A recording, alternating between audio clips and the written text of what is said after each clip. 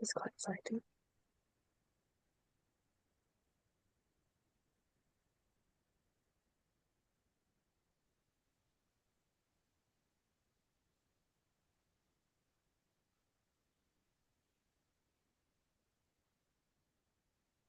Great.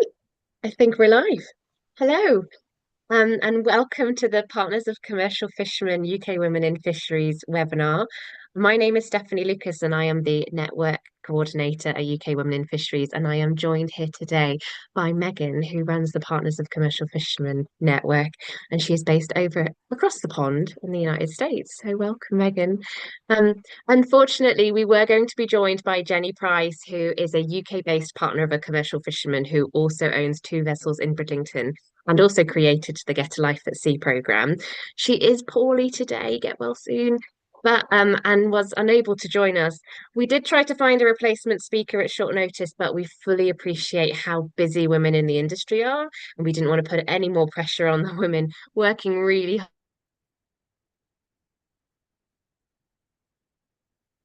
hard across the seafood sector. So it is just me part to add any of their comments into the chat in YouTube. And I'm sure we'll get around to answering any questions or reading out any comments that anybody would like to share. But let's get started. So this webinar will last probably about an hour. I'm not very good with timing, so if you see me rushing or looking flustered, it's because I'm desperately trying to stick to time. We're going to talk a little bit about UK Women in Fisheries and also the Partners of Commercial Fishermen that Megan runs, and we'll hopefully answer any questions that anybody has. We do already have a lot of questions from registrations that have already come through, and I'm hoping that our conversation starts a lot of new conversations as well. So let's get started. But before we do, I do just want to thank whoever makes the people who make the UK Women in Fisheries possible. We're currently funded by FAS, the Esme Fairburn Foundation, and the Seafarers Charity, and without them, none of this would be possible. So thank you to them, and thank you to the amazing generosity of Megan, who's come here today to share everything. Shall we get started? Absolutely. Hi, Megan. Would you like to introduce yourself to everyone watching? Yes, I'm so thrilled to be here. Thank you, everyone, first, thank you, Stephanie, and the UK Women in Fisheries for asking me to be here. It's such an incredible honor. I also want to share that I have my UK Women in Fisheries awesome Yeti, and I've already stamped it with my Partners of Commercial Fishermen sticker. So representing hard over here, I'm in Wilmington, North Carolina.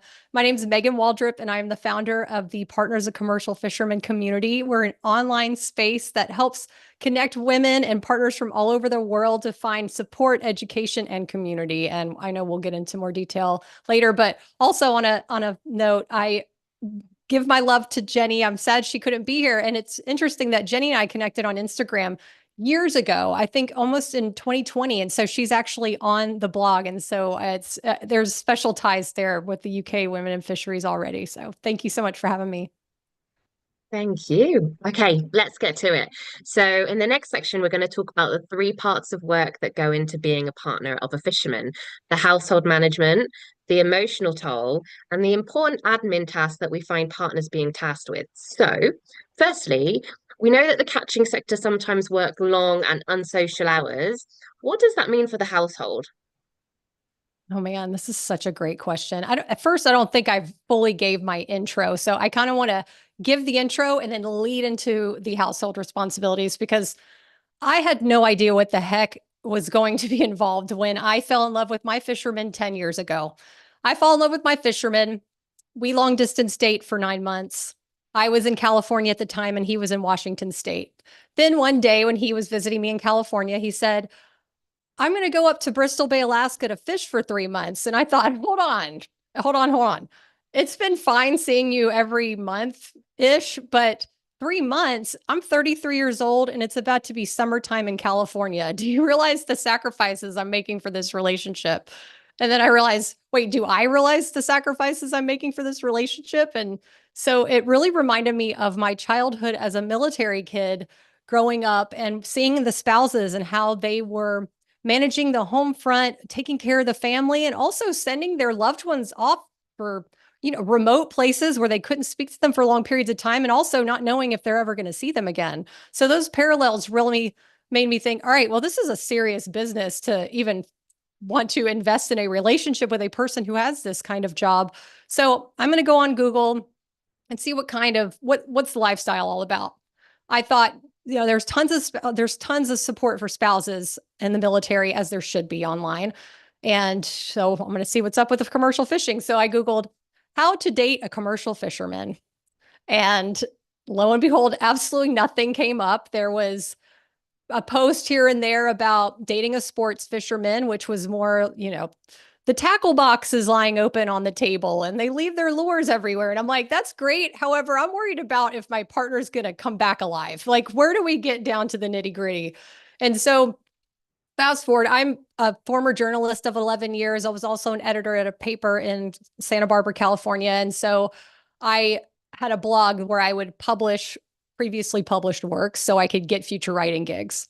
One day I decided I'm going to write something about dating a fisherman. So I wrote 9 things to know when dating a fisherman.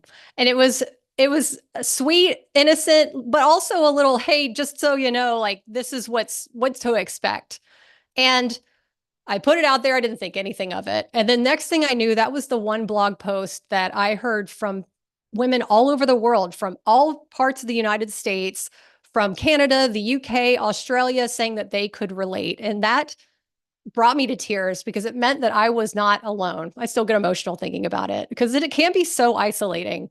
And it's very common for people not to have others who can relate to this lifestyle because it is so unique. And also, not everybody lives near the fisherman's port. And so having a sense of community was really important. So that made me realize, okay, there's a need here. There's something that needs to be discussed. We need to have a community. So I started writing more about the lifestyle. Then I started interviewing women from all over the world, including Jenny Price, about what their experiences are about being partners of commercial fishermen. I put them on the blog so I could show others, hey, we exist. This is what we look like. This is how we deal with our challenges in our fisheries. And it really evolved from there. And to go into your question that you just asked, I had no idea what the heck was involved. And then I realized, oh, when I started interviewing the other women, I thought, man, they're doing a lot more than I ever thought we needed to do, and more than even I'm doing at this moment. So I'm just going to give a brief overview of what POCFs do on a daily basis, just for perspective. This is what I've learned. Raising kids solo during fishing seasons for up to 6 months at a time or more. Bookkeeping, cooking and baking for the home and or the boat, advocacy, provisioning, chopping bait, tying gear, building gear, stacking traps, painting buoys, washing bait jars, untangling lines, baiting hooks, making travel arrangements to get fishermen home from ports, ordering parts, etc. So, what does that mean for the household? It means that it's a lot of time, it's a lot of emotional strain and heavy mental load. And I know that we're going to talk about that in a bit, but they don't call us onshore captains or onshore support for no reason. This is what it is. To be a partner of a commercial fisherman is to be involved in the fishery, whether you realize it or not. You're going to, in some way, have more responsibilities, more tasks at hand. And also you're going to probably want to do it in ways that you didn't even think you'd want to before. For years, I was super intimidated by commercial fishing because I didn't speak the language. I didn't know anybody. I didn't really understand what they were talking about when they would talk endlessly about boat engines. And sometimes I was bored and I felt bad that I was bored, but then it was nice to hear that other women thought I get bored too. And I'm like, oh, this is great. This doesn't mean we love them any less. It just means that this is part of the deal, if you will. So if let's see, yes, to go back on your question, yes, that is the bulk of it is helping to manage the fishing business in every way possible, even getting your hands dirty in ways that you never even thought. I mean, that's incredible. It is a totally bewildering world for people who haven't grown up in fishing families. So I'm in awe of any partner who steps into that lifestyle because they've just fallen in love with someone and they just want to get stuck in or they have to get stuck in and even if those are ways beyond anything that you'd ever imagine. So Yeah. it's a heavy burden. Yeah, it Um, is. it is. I have a Let's funny keep it. Oh, go actually, I have a funny anecdote to add to that too. So this blog came about. We're talking about the lifestyle. fast forward to, I think, a couple years ago, a fisherman in California had heard about the partners, a commercial fisherman. Amazing. Thank you, everyone who talks about it, word of mouth. And he started dating a woman who, they were pretty new, maybe a couple months in. And so he said, well, here's a website to kind of understand the lifestyle and to know what to expect. She looked at my blog and read through some of the blog posts and said, I'm out. Like, this is not for me. And I thought, I am so happy that this exists also, just as a warning to other women who might not even want to get involved. Because guess what? You don't need to do all this if you don't want to. Like, it's okay. Love, yes, you fall in love with somebody, but also this takes a whole other side, a whole other mental, physical, emotional part of you that's going to, becomes an adventure if you want to embrace it. But if you don't, that's fine too. And so I also love that this is kind of a calling card for people to realize, wait, is this even something I want to get involved in? I had to share that because I thought that was hilarious. And I was also very proud of that moment for that woman. I'm like, go girl, do what you need to do. And that fisherman honestly said that he was thrilled that he found out earlier that it wasn't something that came up 2 years into the relationship. So I feel like everybody wins in this situation. Oh, totally. That's such a good win. I think transparency is key in anything, but particularly in the fishing industry and in romantic relationships. So I love that. Okay. Thank you. Okay, so we've talked a lot about how that mental load is heavy. Let's go on and talk a little bit more about the emotional toll of being a partner of a fisherman. So there are loads of emotional and difficult challenges that partners of commercial fishermen face, and perhaps partners of other tradespeople do not. I know we've touched briefly on military families. So tell us more about how you manage the emotional toll of having a fisherman partner. For example, how do you deal with the long absences or the unsocial hours or even the unsafe work? Such a great question. It's always important to find a support system. And honestly, I believe that that begins with yourself. Really, you got to take a really hard look. For me, I'm just speaking for myself. For me, I had to take a really hard look at myself and say, is this something I'm able to handle? Is this something I want to get into? Because also, it might be easy one season, and then 2 years later, it might be the same fishery, same length of time, but it might be different. So knowing that you're able to kind of go with the flow, is this something you want to get into? That's number one, that support system within yourself. Number two, lean into family and friends or neighbors for socializing or support, because that is also super important, just to have somebody, like, say you're sick and you need someone to run to the store to get your medicine or anything, or you just want to hang out with somebody, or you just want to know people, someone is there in case you need it. That is amazing. I used to go when Chris would go to Bristol Bay, I used to take that as my summer road trip where I would go visit different friends around the Southeast. So I would hit up my friend in Georgia. I would go to South Carolina, and I would hang out for a week or something at each one. And it was so nice. Thank you to my friends who welcomed me. But it was nice to have that distraction, but also it was something to look forward to. I'm like, this is great. I know partners who have children. They how they deal with it is they set up plans. They're like, okay, well, we're going to go do this fun activity when our partner leaves, and it's just going to be us. We're going to go on a week vacation to go see, maybe a family or friend or do something. So having something on the calendar is super important, because that gives you something to look forward to, but also because it's your life and you don't need to wait around for them to come back to dock to have a life for yourself. I mean, this is the silver lining, which I feel like I can get into all day long, but lean into your families and friends. And also, I have to plug that we have a private community with the Partners of Commercial Fishermen. That's a private group chat, which has been so helpful. We have women from all over that come in just to say hi, to hang out, to learn from other people, to see how they get through fishery challenges. I mean, we're talking about fishery safety. We're talking about real estate. We're talking about motherhood. We're talking about relationships. I mean, that's the core, that's the tie that binds us all. So that is another great way to do it, is if you want real life support, you can come and join our community. Of course, our podcast, I have a podcast every week if you want to listen in on that. And I know I could go on about this, but the self-care is huge.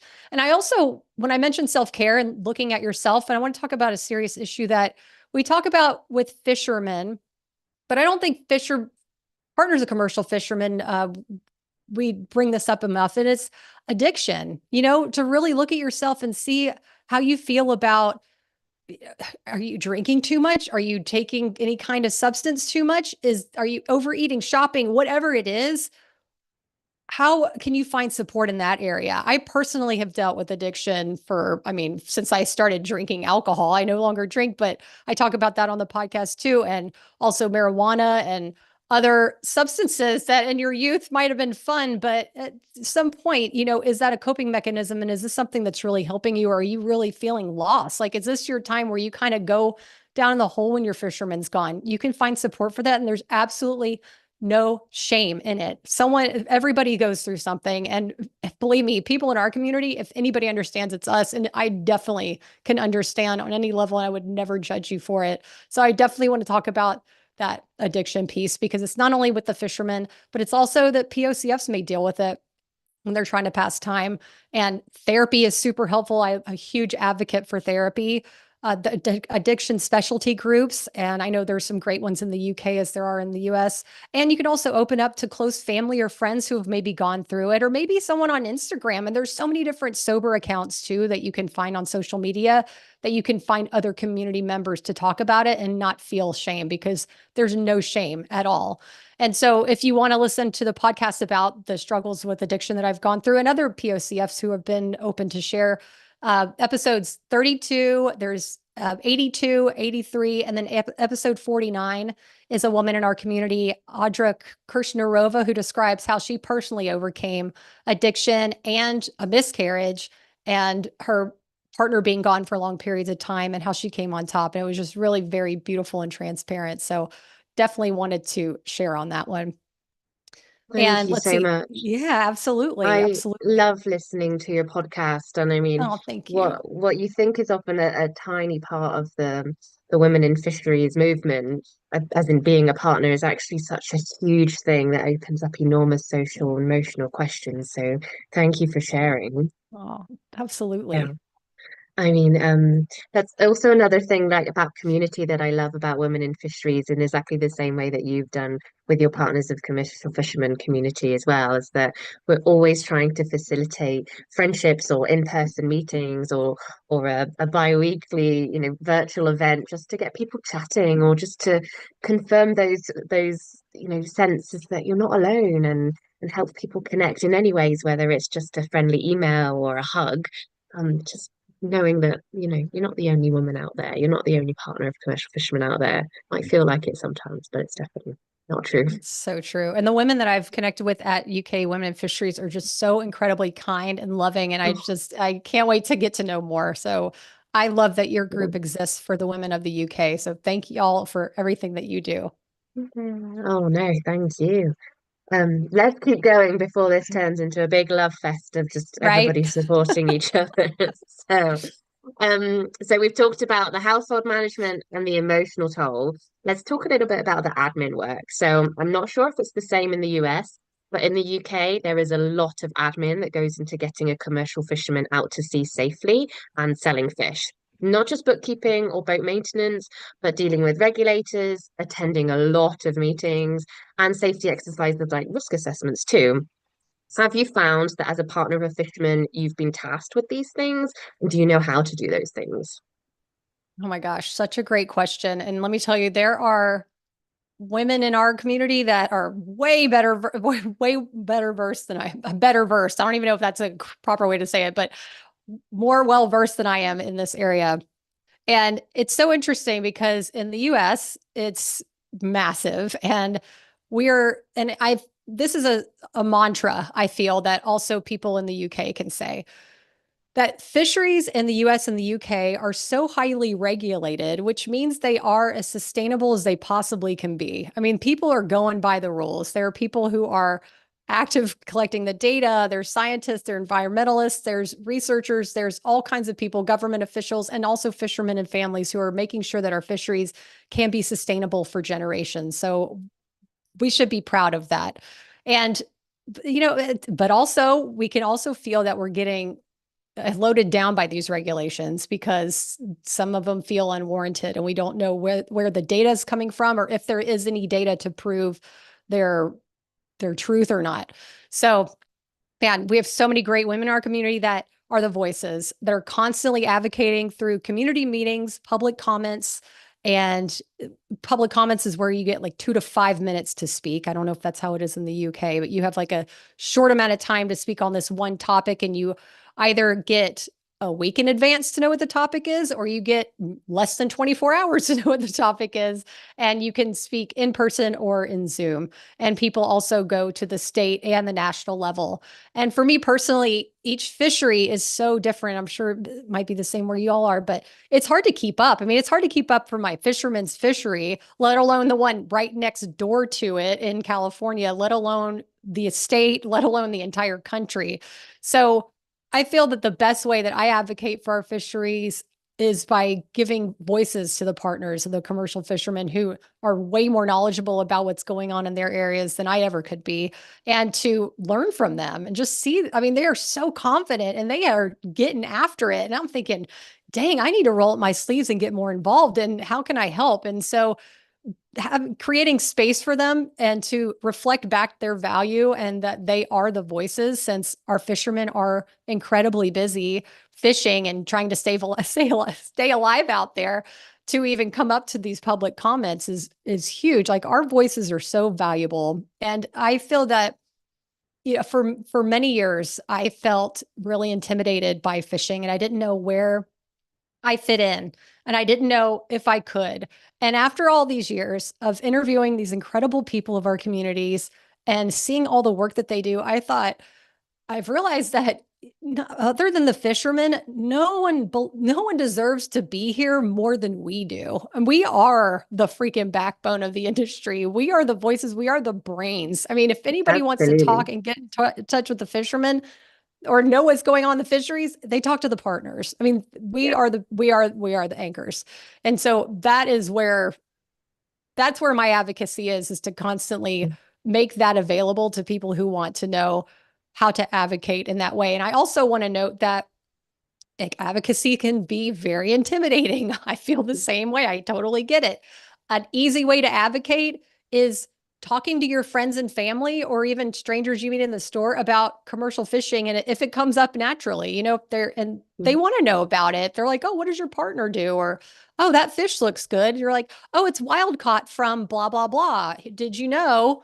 And then I like to say, save a couple photos on your phone in an album that you can bring up and say, oh, this is my partner on their boat and this is their catch. And it gives a more personable approach to what wild caught seafood is, and will hopefully encourage more people to purchase local and Yeah. wild caught seafood. And so talking to people in person, or even posting on your social media, is so powerful, just to remind Yeah. people that, oh, they're just like us. They have families just like us. They take Pilates and yoga just like us, or they like hiking. We are a whole different type of generation because we're able to show our lives. It's not people having to have the stereotype of fishermen being like grumpy and salty and, always out at sea. I feel like that's kind of this stereotype that we get Yeah. at least in the US. I mean, probably everywhere in the world, because that's what we've known in stories, right? I mean, honestly, maybe that's what I thought before I dated my husband, Chris. So, but it's just to be able to share our lives in those sweet, innocent, easy ways is a great way to advocate. So don't, even if you're not able to speak up at public comments and maybe you want to build up to that, just talking to people and just posting something on social media is also very effective. Absolutely. Yeah, there's so many different ways that I could see women supporting their partners and their fishing families at UK Women in Fisheries. I'm sure if Jenny was here, she would tell you about how she attends every DEFRA meeting. DEFRA is the government department in the UK. And I mean, I've been at a lot of meetings with them in the last 6 months, and I've seen Jenny Price at every single one of them, and she's there advocating for her family and for all fishermen and fishing families and the partners of commercial fishermen there, and she does it so bravely and so confidently. So I just know that everybody's going through a pit and everyone's working really hard. And it's so true No. what you say about those partners having that power, that emotional power, that spending power, that financial power to be able to help make big decisions in fishing families and to be able to advocate for their partners as well. So there's just so much work going on, even if it's not just bookkeeping or accounts, big stuff. Absolutely. Oh my gosh, I would love to see Jenny speak. That would be incredible. I'm gonna talk to her and say, is there any way to watch you on Zoom or something next time you're doing your thing? I mean, my We'll goal have is to to come do fly another over one. there. Yeah, Yeah. I'd love that. I want to Please do come. come over to the UK Yeah. and Well, come and meet us all. We'll take you around the oh my coast God, and I would, that would be the dream. That's the ultimate goal. But I'll take oh, Zoom as a side, as a have consolation to prize. we'll have to try and make it happen.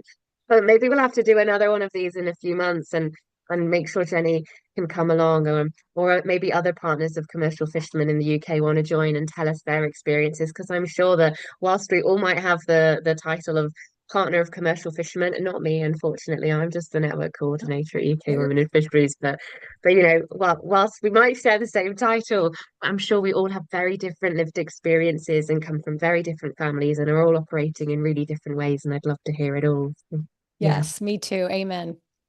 Yes. Right, let's keep going. So, we've talked a lot about the different tasks that are involved in being a partner of a commercial fisherman, but let's get some practical tips. You've mentioned quite a few already. I want to just make sure we're ticking them all off and signposting people to the correct places. So, I really want to talk about the practical tips that you can help give anybody suffering with the emotional side of having a partner in commercial fishing. So, where do you direct people if they need help with self-care or emotional support? I love every single one of these questions. I could talk about this all day long. So thank you for this. Okay. I'm going to give, I'm going to start off by saying this. And I wanted to say this earlier too, is that spirituality, whether you're a spiritual person or not, you don't have to be, but leading into that trust is super important. And I feel like that's a huge part of self care. For me, it's prayer and trusting in my fisherman's ability and trusting in God and the universe that he is safe at all times. And I envision a white bubble of light surrounding him. And I send that love out there and then I move on with my day or else I'll lose it. So that is a part of self-care is leaning into that. I have a partner that I interviewed who's a fifth generation fisherman's wife. She said that she doesn't consider herself a spiritual person, but she does use visualization methods to help her get through moments where she feels scared about her fishermen. So she, for example, she visualizes her fisherman's boat as a cork on the water, unsinkable cork, bouncing, safe, and then that's how she moves on with her life. So I wanted to give that one first because I feel like leaning into faith, if you have it, or visualization is so important for self-care and mental health because that is our main concern always is the safety of our fishermen. And so other self-care ideas is I mean, ladies, let's just talk about this in partners.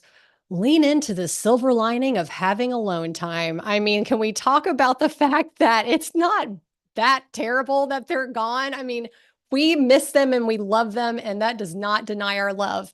But it is such a rarity that people in relationships get to have this incredible time to themselves. I mean, you get to develop as your own individual even if you have children, you get to have this incredible bond with your kids that not a lot of parents get to have, that you can create your own traditions, your own special times together, and just generally kind of get to know yourself more than you ever would. I mean, you can go lay starfish on the bed, you can eat cereal for dinner. I mean, can we embrace the silver lining? That's number one. Like, yes, we can be sad, but embrace this time. It is so special that not everybody in a relationship gets to enjoy it. So, and I say that with love, of course. So, another emotional support thing, and I mentioned before, as I've done, is traveling, is super fun to be able to just go weekend, go visit a friend, whatever, family. It's super fun to do that.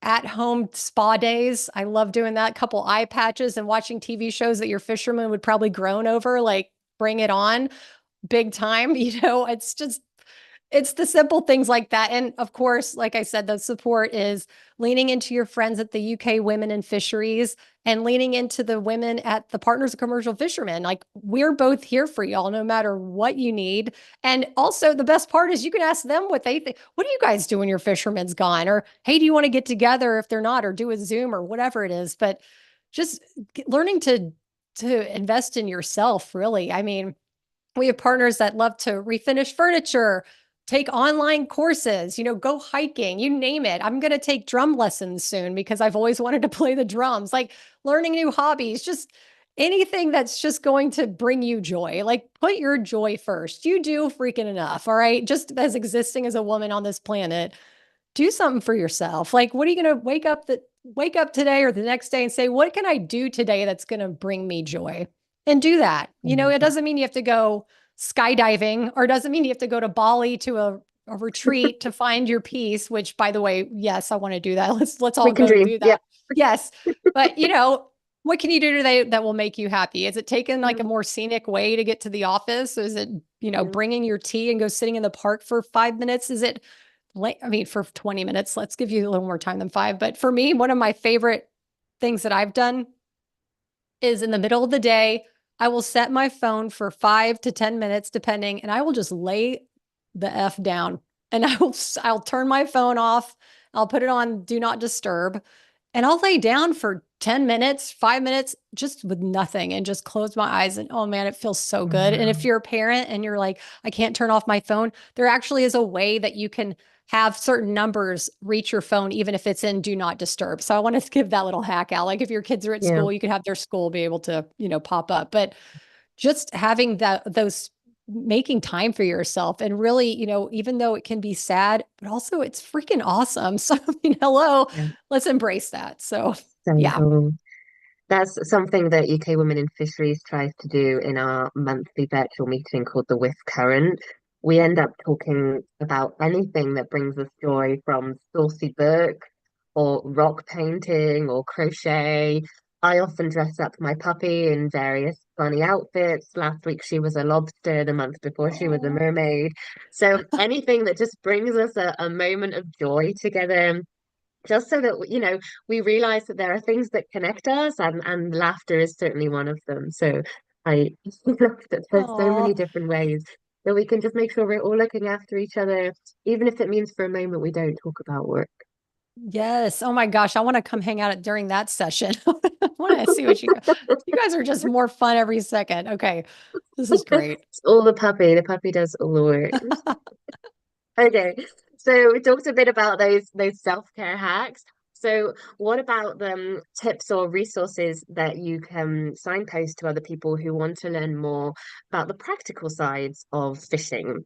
So, for example, in the UK, there's an amazing website called the Fishing Porthole, which will teach you everything and anything about commercial fishing in the UK. And for me, in my position as network coordinator, it was really valuable for me to understand all the different organizations that are at play and the different techniques that people use to fish as well. Is there something like that in the States? That's so interesting. You know what?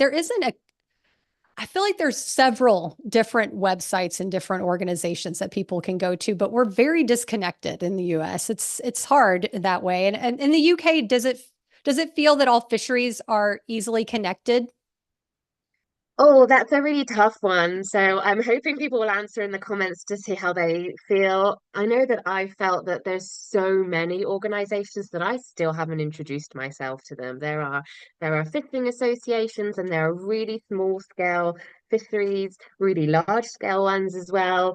It's such a complex world to navigate. So I wouldn't really be able to answer. There's just so much going on. But ultimately it is just a really difficult land to navigate. There's, even if you are really well connected, there's always so much going on with different meetings or policies being changed or the law changing suddenly with no warning, or and that's on top of like the weather changing and your boat needing maintenance as well. So that's really difficult. Same here. I've the same answer. I feel that yes, there are so many different organizations that do it on smaller levels that I don't even realize.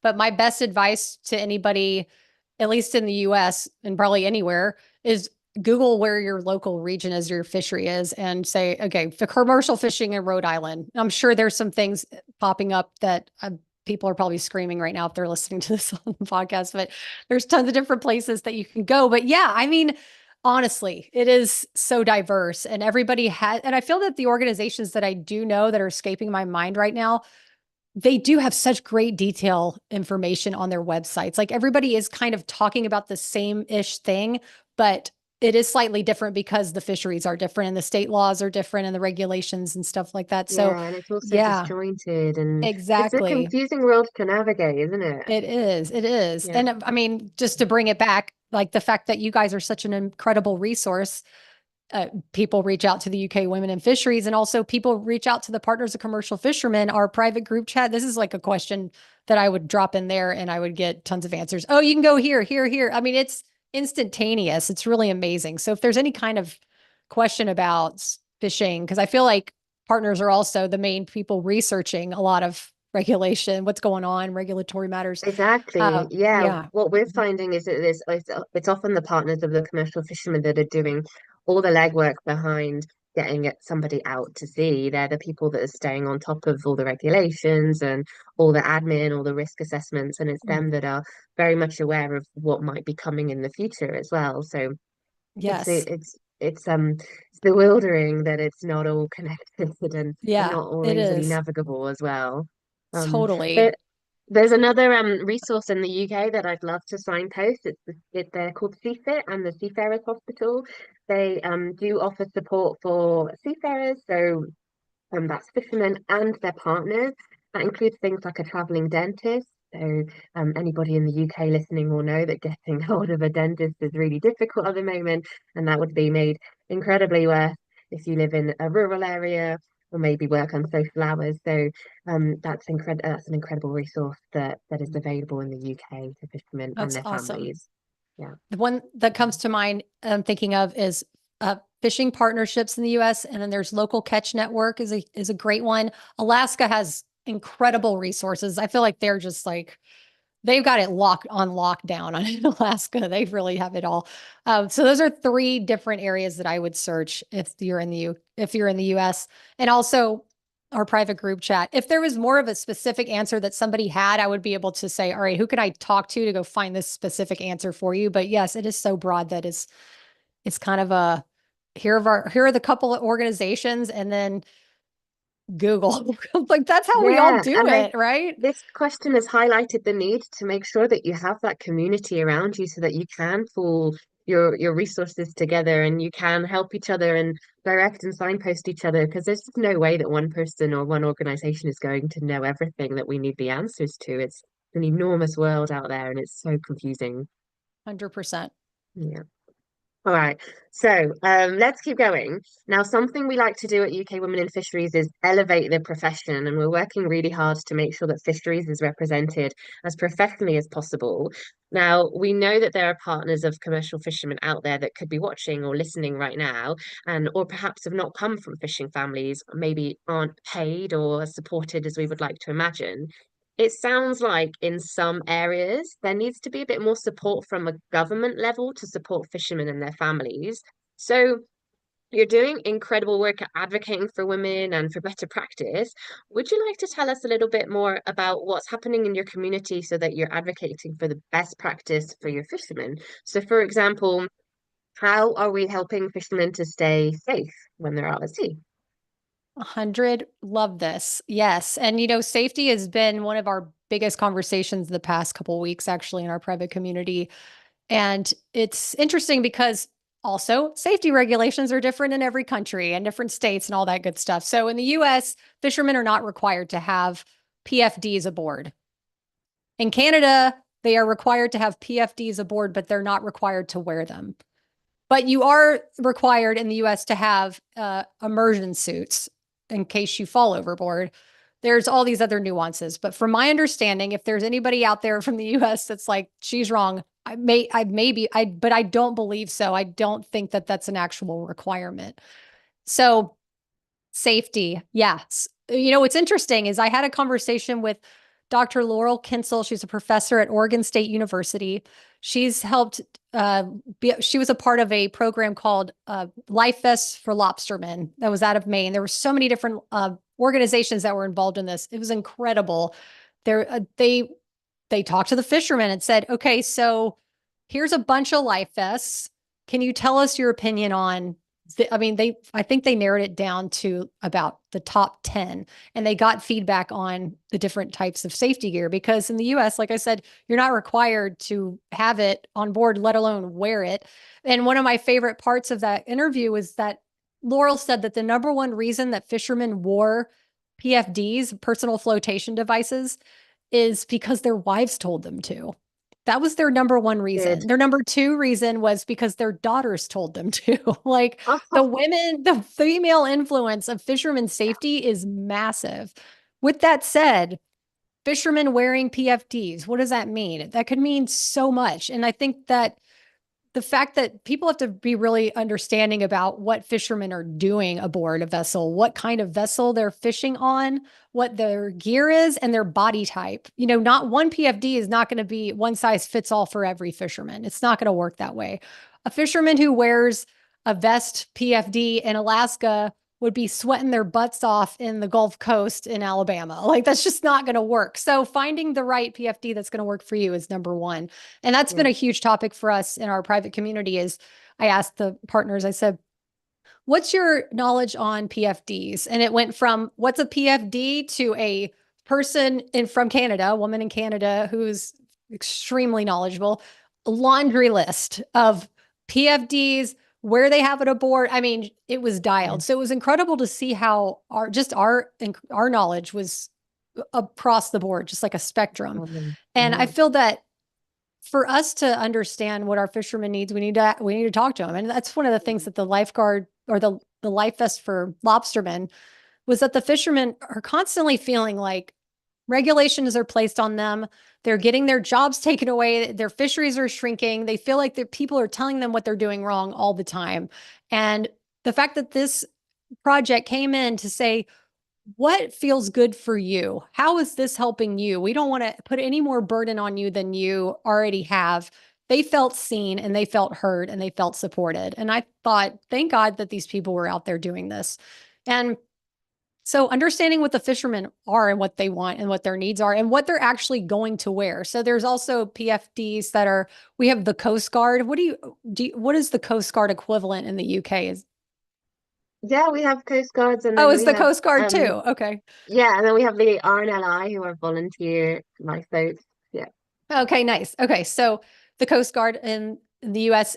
They we not all of the PFDs that the fishermen tried on were Coast Guard approved, but it doesn't matter if the PFD is a Coast Guard approved lifeguard or life vest if they're not going to wear it. So it's like, what vest are you going to wear that's going to keep you even have a chance of falling overboard and staying alive? So it was interesting to see what fishermen came back with, and I feel like a lot of the times it's the partners getting more knowledgeable about safety will not only help us get our fishermen in the right gear to actually wear the gear, but will also ease our mental load to know that they're protected. We're not worried, oh my God, Absolutely, I wish yeah. they had gear, that they were on. During our conversation or our private chat where I was asking about the PFDs, a woman came in who was in Oregon and said, oh my God, I just heard from my fisherman on the phone and he sounded really scared in the sense that she's like, I never hear him talk like this. The tide is really, the tide was off. The storm was really bad. And all these boats were backed up trying to get over the bar.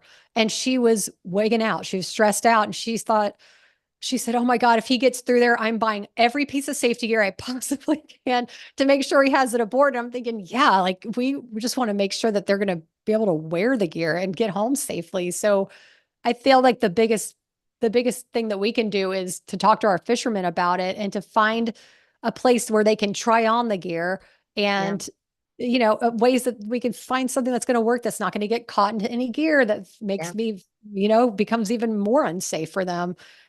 Some gear that they've learned that like some of the vests they wear, it wasn't Coast Guard approved, but it's one of the ones that the Bering Sea crabbers like to wear. They like it too because not only is it a flotation device, but it helps their like chest cavities, gives them more cushion when they're leaning against the rail. And so that was helpful. There was another one, Stormline bibs. I'm sure you're familiar with them. They have what should we call it? Like foam in the front and on the knees. And the fishermen liked it. Oh, it's a bib with foam. And it's on the back, the top right here, and then on the knees. And the fishermen liked that one because they could kneel and then they had knee pads. So it's like 2 in 1. But I want to also say that Kent Safety has the largest amount of Coast Guard approved safety gear and the varieties out there. Kent Safety is a great company. So I think just partners getting more familiar with what the fishermen need, what they need on their vessel, with their body type, what they'll actually wear, and to encourage them to do it is huge for everybody's well-being, including the partners' mental Absolutely. well.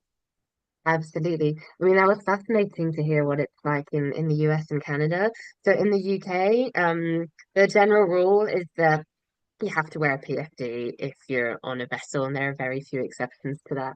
And so we know it doesn't always happen, but we also know that it is most likely the partners of commercial fishermen that are doing a lot of the things like risk assessments, a lot of safety folders, and a lot of the admin in terms of preparing a boat to go out to sea as well. So we know that it's a big thing. I don't think anybody goes to work wanting to have an accident or wanting to ever have to use their PFD. So it's important, Yes. yeah, just to be there as well. There's so much more we could talk about this in terms of government intervention, in terms of making the fishing industry safer or more sustainable in a climate sense and in a financial and economic sense as well, like pushing for better financial protections for families affected, or maybe insurance or government safety nets. I don't think we've got enough time to get into that in a UK or a US focus, but I'm sure if anybody would like to comment, please add your comments to the YouTube chat because we'd love to hear about it and maybe make a whole other webinar about it as well. Cool. We do have some Yes. questions that came through before the start of the webinar. Shall I get started and go through them? Please, let's You do ready it. for it? Yep. Okay, so the first one is, how can fisheries representatives better support fishermen and in particular fishermen's wives in the fisheries matters? Thank you for everybody who submitted a question and who genuinely cares. And we see you and we appreciate you. So this is such a great question. My number one answer is listen to what the fishermen have to say. Listen to what the partners have to say. They are full of incredible knowledge and data. Take time to understand that each fisherman and partner represents its own small business with different needs. And I always say talk to the partner because we usually have more detailed information of how it's affecting the home life and the community. And we possibly could give you more time to talk. We could talk to you. We'd have more time to talk to you too, possibly, depending.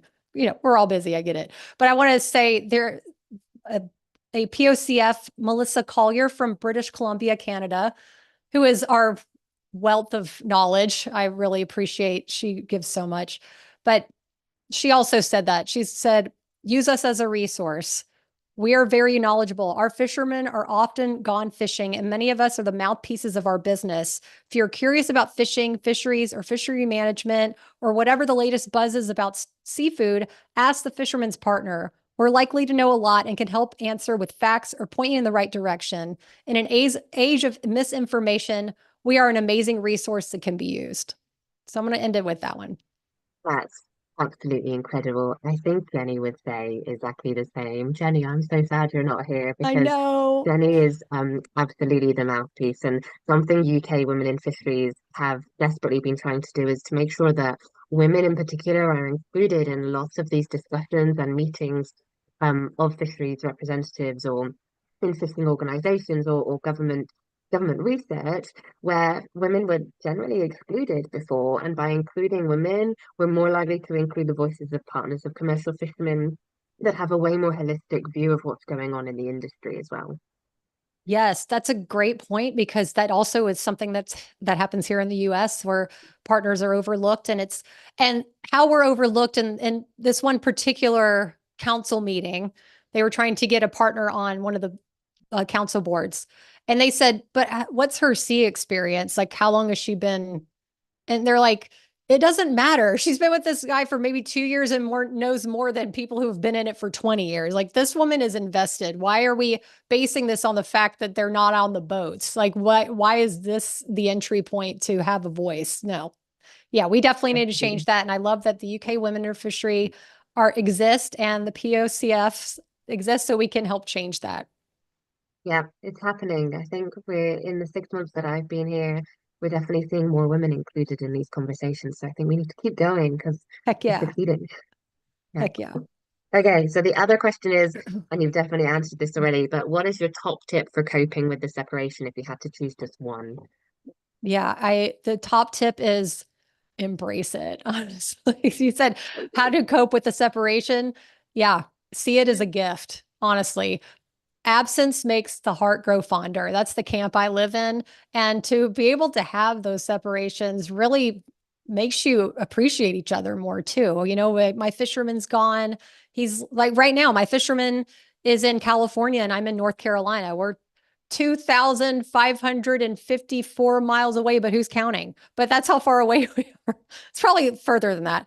But it's interesting because when he's not fishing, he's surfing or he's doing what he loves, you know, and what brings him joy. And when I'm out here, I get to be with my family and I get to work on the POCF and do things that bring me joy. And so I say, lean into that, lean into Yeah, the silver lining. That's the best thing you could ever do. Because my mom, this is my favorite piece of advice my mom ever gave me is the best gift you can give yourself is learning to be by yourself. And I love that's a that great because saying. because then you're never alone. You know, you always have Yeah, yourself. You're going to have yourself for the rest of your life. So why not just become BFFs with your number one? You yeah, know, this is the most important relationship you'll ever have is the one you'll have with yourself. that's just so beautiful. Love that. Oh. Absolutely love that.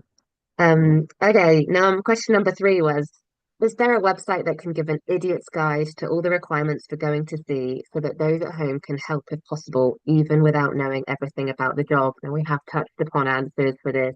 I referenced the Fishing Porthole website before. You talked a lot about using your POCF community to ask questions and learn and develop your skills as well. Is there anything you want to add to that one? This is such a good question. And I don't, if it's, and I'm wondering if it's, is this coming from a partner or is this a person who is supporting of the industry? Because either way, I think it's a great question. Yes, obviously I'm going to plug pocfpride.com. It's a great website to use. But the idiot's guide to all the requirements for going to sea. You know, I'm going to touch on something that I feel like is we might hit on in a future one, but is if it's an idiot's guide. If you want to help somebody who's going to see that maybe you're not a partner, is reach out to the partner and see if they need an assistance. Is there anything that you can help them with? Is there anything that you can guide them with? Maybe childcare? Are there great, you know, is there a great accountant or lawyers or people that they could help that would help their business needs uh, be more fluid and easier? I feel like would be super helpful. So I guess I'm sorry if I totally butchered that answer. I would love to dive in and give more context if whoever wants to reach out to me. You can reach out to me at support@pocfpride.com and I'd love to give you even a fuller answer than that. Oh, thank you for offering your support. It's a really tough question, but I think Mm. having communities like UK Women in Fisheries or the POCF community is really the first port of call in sort of understanding which direction you need to be pointed in. Yes. Yeah. Okay. Now question number four was any suggestions on how to emotionally support when the weather is bad and fishing is poor? So this is how to emotionally support your partner when they can't go out to sea. Oh, okay. This is a great one. Let me think about this. How to emotionally support your partner if they can't and they want to, like they're upset that they can't. Yeah, So I'm assuming so. Yeah. yeah, no, I mean, I mean, fishing runs deep. I totally get that. I feel like my fisherman is interesting in the sense that, well, every fisherman's different. He will take advantage of not fishing. If he doesn't have to fish, then he's like, I'm going to go on a hike or do something. You know, he stays. I feel like fishermen are very active no matter what. So if they are bummed about it, maybe you suggest, hey, why don't we go to lunch? You know, make it a fun thing. How can we do this? Or, oh, why don't we work on this project together? Like, is there something you can do together that can make them maybe feel more productive? Because I'm sure they're thinking, oh my God, lost time, lost wages. Like, what are we going to do? The sky is falling. Well, no, let's see what we can work on together, or maybe encourage them working. Can we try to celebrate not doing things? Because that's also very restorative to our health is let's learn to just slow down. Like that would be great. So maybe there's something fun that you guys can do together. or maybe encourage them to go do something that they love, or maybe there's a project that they can work on that they've been talking about.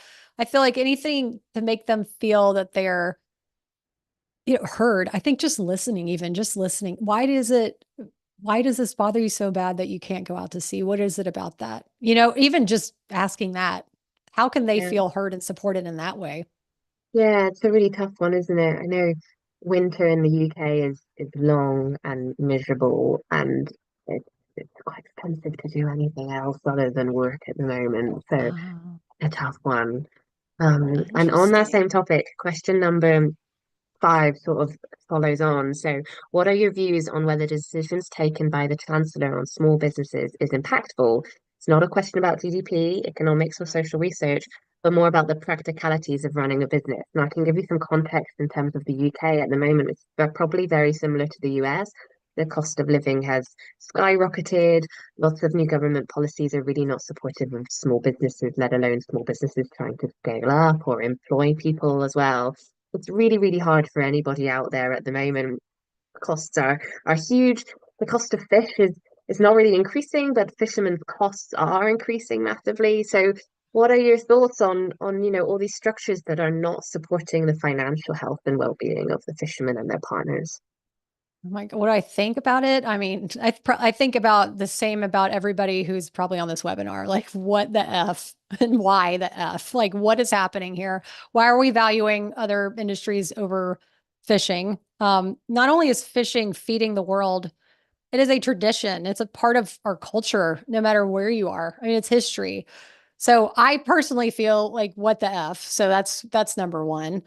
What do Agreed. we do about that? I mean, I'm with you guys. I wish I was more informed on this topic, and I wish I had more of an answer that could heal all of us in this area, because I know it's so it feels like it does feel like the sky is falling sometimes. But I feel like where I personally go, because this is where I would start to spiral, is I'm always thinking, where can I find support that feels like therapy support? Like, or is there a group that I can go to? Is there some kind of place where I can seek guidance to know that it's not whatever's going on now, we're gonna figure it out. Like, because Mhm. that's how we work. That's how fishermen work. That's how partners of commercial fishermen work. We're problem solvers. We're smart as hell, Yeah, and we're resilient as hell. And so no matter what's going on right now, we will find a solution, even though it doesn't feel like it in this moment. I know that's very broad, but also, what can we do to help support us on this journey? So we're going to yes, keep charging forward, but what can we do to help us on this journey? And for me, it's always goes back to mental health. Like, how do we mhm, talk to somebody who's going to help us see straight, so we can think clearly? If we're yes, feeling like the sky is falling and the world is ending, how are we even going to think rationally to come up with new ways to help better our lives, but also to even find the words to advocate for ourselves? We've got to have that mental support that's going to give us more clarity to move forward with our resiliency, because no one's going to hold us down. We're going to find a way always. But exactly. being able to be open to finding mental support in that way is going to be essential for this. And who Yeah. knows what's going to come out of being able to have some incredible session, whether it's in a group setting, if it's one-on-one virtually with the therapist or whoever. Good things are going to come up, because that's how it is. It's not, we're It not has going to to. go to, yeah, Yeah, it's always, it has to. always going to work out. Yeah, We're not going to give up the ship. Like, let's go. And I think that starts with our definitely. mental clarity. Absolutely. I think I definitely need to start um doing as I say and not letting myself get enraged with what's going on politically or economically. I think the last 6 months that I've been in this position as network coordinator has been simultaneously bewildering and enraging. Every single policy that's come in that hasn't helped partners of commercial fishermen or fishermen themselves as well, and me feeling a bit helpless to it. But actually, we're talking to you, I'm realizing that there's so much more I can be doing to support the women in the industry that are still tackling all these issues despite every single organization out there sometimes fighting against them. Yeah, Yeah. absolutely. I mean, yeah, Mhm. I think it's we can't, there's a lot of noise, and I feel deeply on a spiritual level that it's there to distract us from what we're here to do. So how do we block off that freaking noise so we can keep going? Because Yeah, there's always a third door, as they say. There's the front door, there's the back door, and then there's the door that partners and fishermen go through because we figure out how to get in and make it work. Okay. So we're going to find that door, but being able to have that sense of calm to even get into that state of mind is going to be huge for that. But we're we ain't going anywhere, and we got this. We're in it together. totally. I love that. Okay, there's just one more question that's come through, and it Okay. says, what support can fishing associations provide partners of commercial fishermen? Mm, So I have a UK bit to tell you. This please. question comes at a great time because UK Women in Fisheries actually received a letter signed by a lot of large fishing associations from all nations of the UK recently that was really lovely and really vocal in supporting the work of UK Women in Fisheries. And that includes our dedication to supporting women in processing as well as partners of commercial fishermen as well. And there's still a lot more work that we have to do.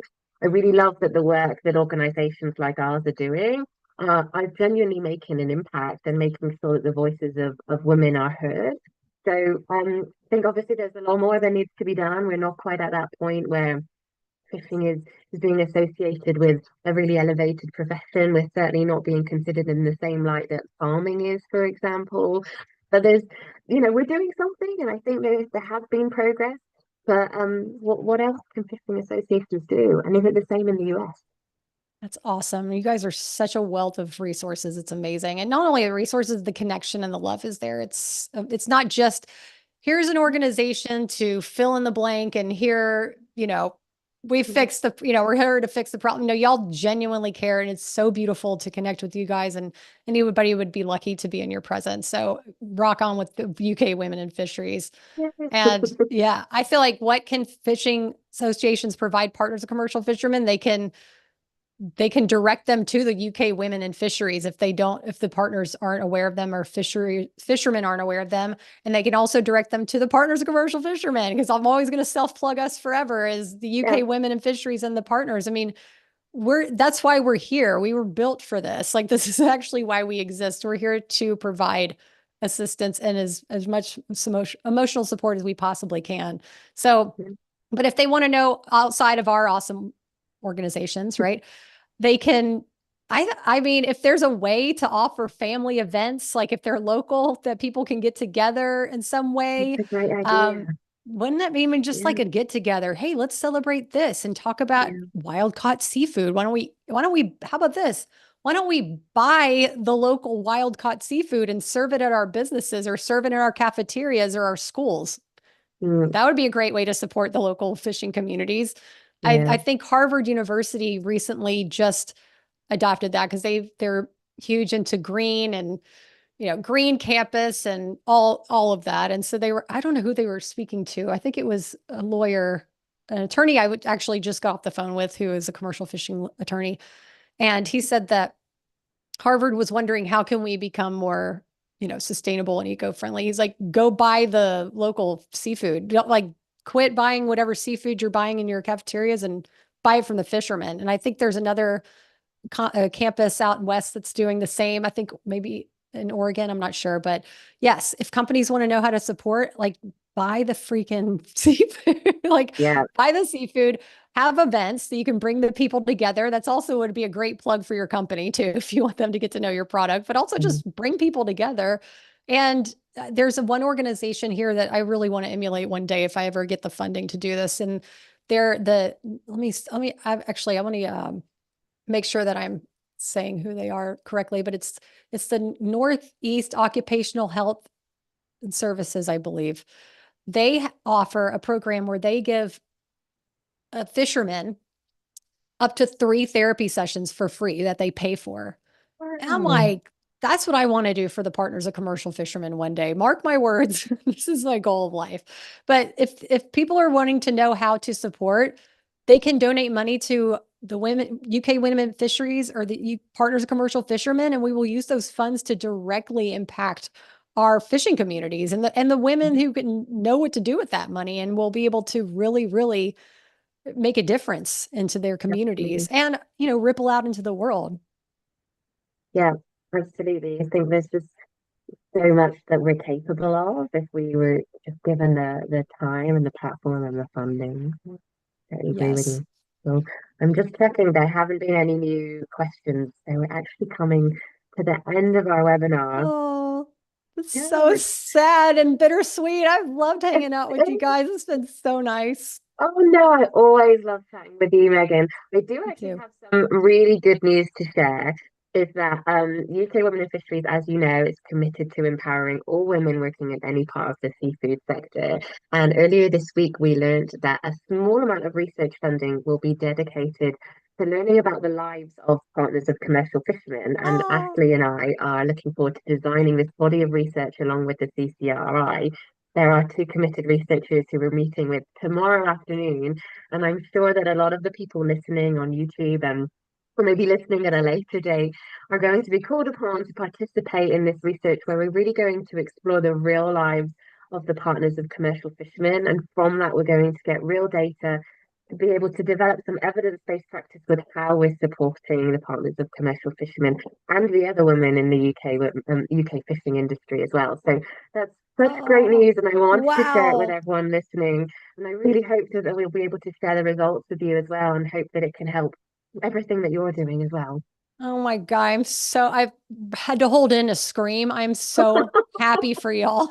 It's so incredible that you guys are that y'all are doing that. Thank you for shining a light on all women in fisheries and especially now digging into the partners. I mean, that is just yeah, it gets me emotional. I'm thrilled for y'all. I can't wait to hear about more. If there's anything that I can do to help uplift y'all and support you in any way, please let me know. Everybody listening who is involved in the UK Women in Fisheries, you have an open door to the Partners of Commercial Fishermen podcast. If there's anything that we can do to support you.